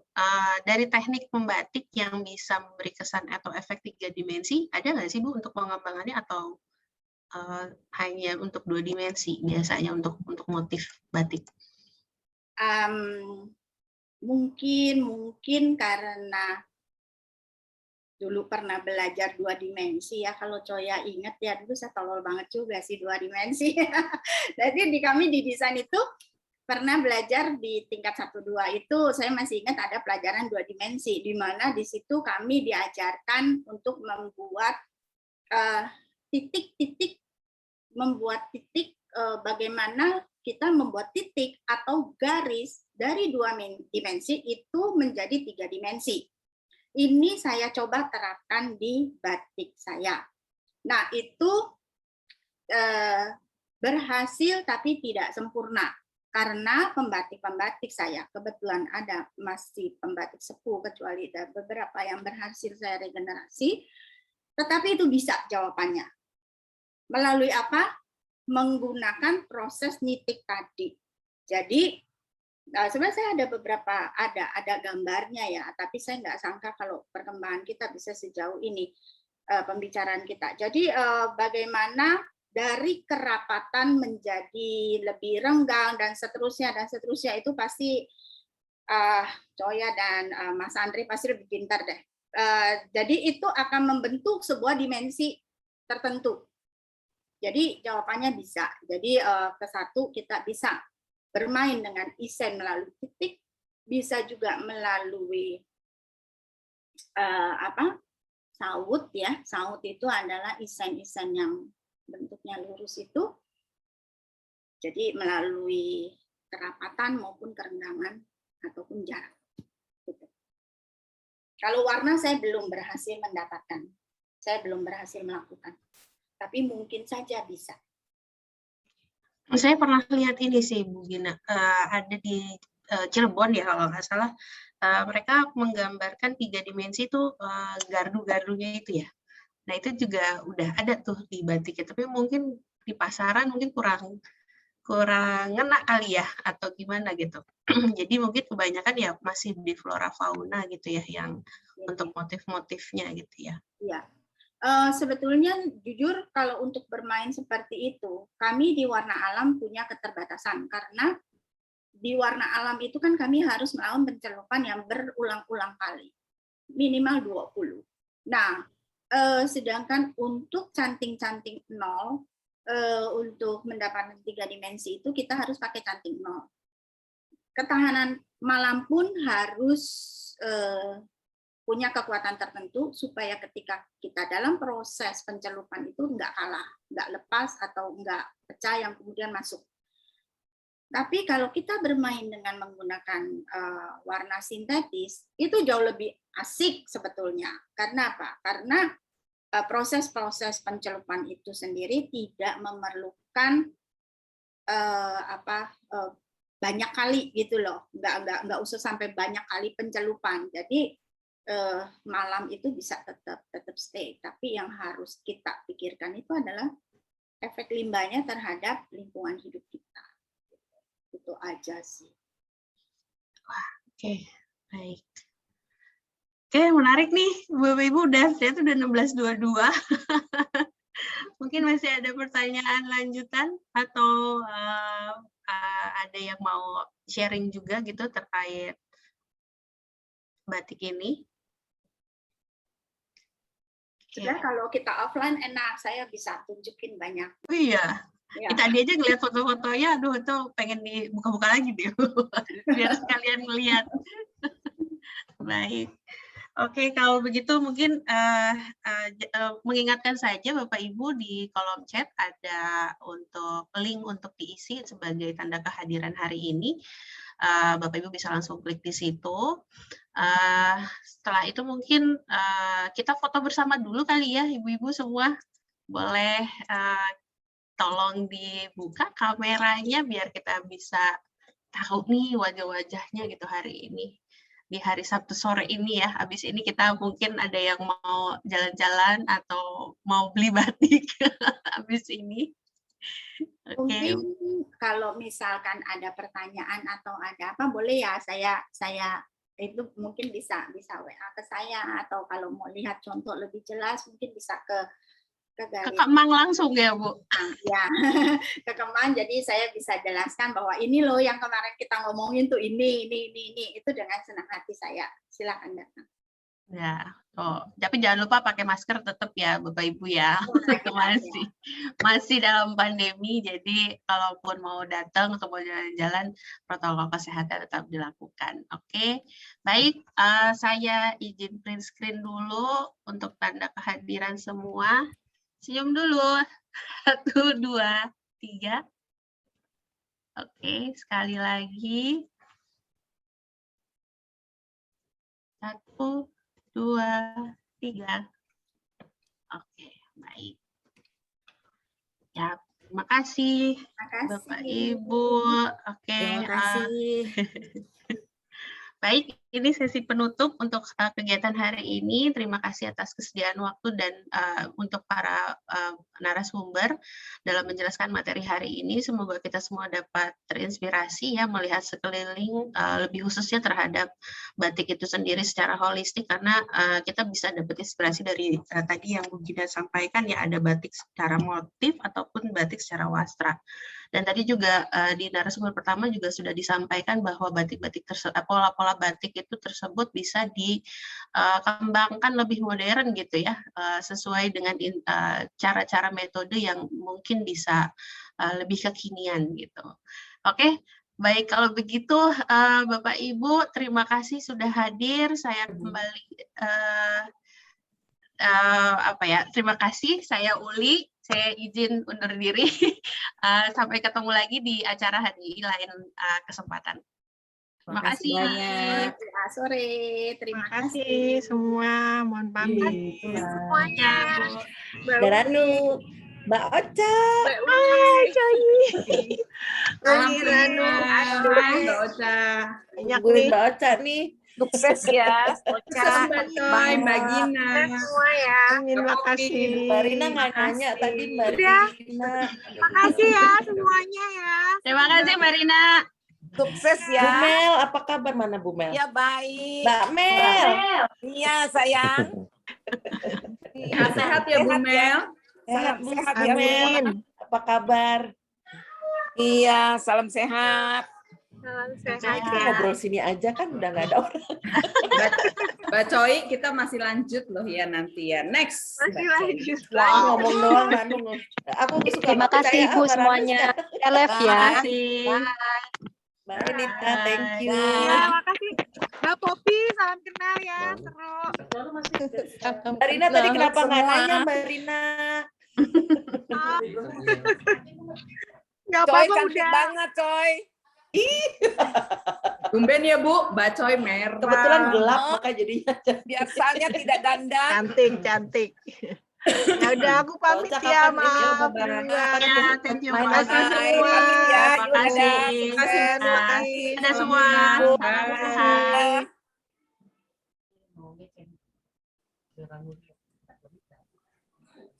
Duluan mana dia? Mbak Popi pamit ya Mbak. Mbak Mel. Oke, sukses ya Gina. Gina Thank masih you. ada nggak Gina? Gina Udah pergi, nggak ada. udah end. Udah out. Oke, bye. Oke, thank you. Bye. Assalamualaikum Mbak Mel pamit Mbak Mel.